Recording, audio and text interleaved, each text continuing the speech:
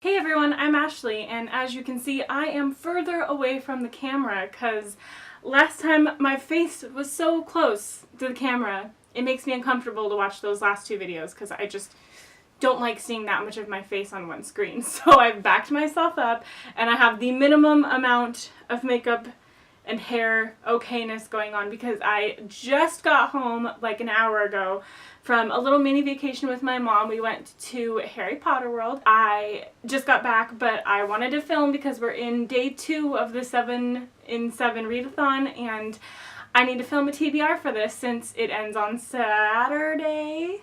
Yeah, totally ends on Saturday, so I need to film a TBR for it. So this is going to be pretty quick, but I just want to let you guys know what I'm reading this week, since I am going to be participating in the 7 in 7 readathon, which is being hosted by Ashley from Said the Story, and has a couple of other people who are hosting days for the readathon, and I will leave links to everybody's channel who's involved in the readathon down in the description box down below. And here we go. So firstly, for the 7 in 7 readathon, I have already technically completed something, and that was the audiobook of Aristotle and Dante Discover the Secrets of the Universe. Listen to this in the car on the drive down to Southern California and back home with my mom, since it was a 5.5-hour drive, and we listened to the whole thing. This is my 4th time reading this book because it's amazing and I love it. So I've read it, 4 times so far, and I have no regrets. I loved it just as much this time. Cried a couple places still, even though I read it 4 times. My mom loved it. We both give it 5 out of 5 stars still. So this was the first thing that I've actually already done for a 7 in 7 readathon. Next, I plan to read something I got from the library, and that is Morning Glories Volume 2.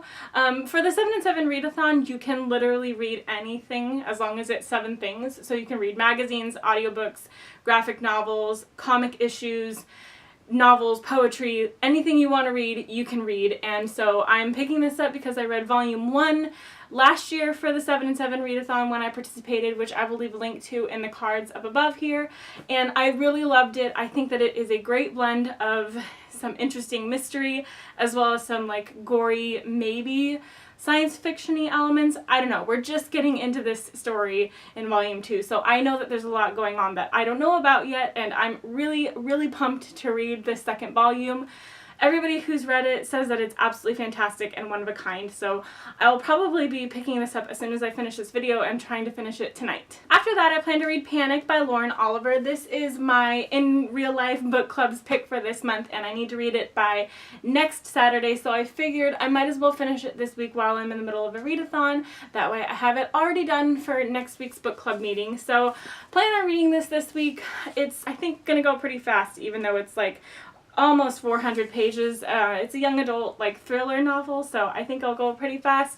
I've heard very mixed reviews on this, so I'm very interested to find out on which side of the scale I am for this book. So if you've read this, if you want to give me like a non-spoilery thoughts comment down below on what you thought, I'd be very interested in hearing that, but I plan on picking this up this week and finishing it for the readathon for sure. Next, I have issue number 6 of Paper Girls. I have read issues 1 through 5 already. This one came out actually a year ago at this point. I thought it was a pretty newer issue, but it's not, and this is the most recent one that I have to read, so I have a lot of catching up to do because apparently Volume 2 is entirely out, so I really need to catch up on that. So I will definitely be reading this week.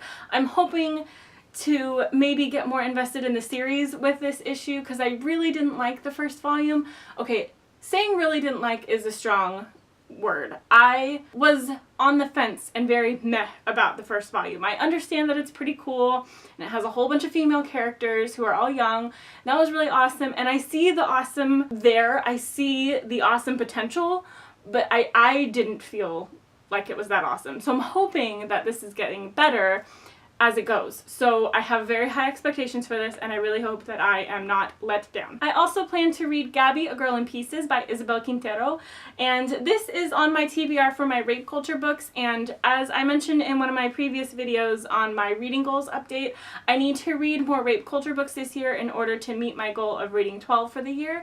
So I figured I'd stick one into the readathon this week, and this is the one that I chose, and I will definitely be doing a full review of this whenever I finish it, just because it's part of that whole rape culture TBR thing that I'm doing. I am having some high expectations for this. It's also only like 275 pages long, and it has some, like, oh, you can't see it, but it has some verse in it, and the text is really spread apart, so I think I can get through it pretty fast, which is why this is the one I chose to include for this readathon as far as a rape culture book goes. So yeah, definitely needing to get to this during this 7 and 7 readathon this week. And books 6 and 7 for the readathon, I'm just going to talk about together since they're part of the same series, are the books 4 and 5 of the Parasol Protectorate series. This is 5.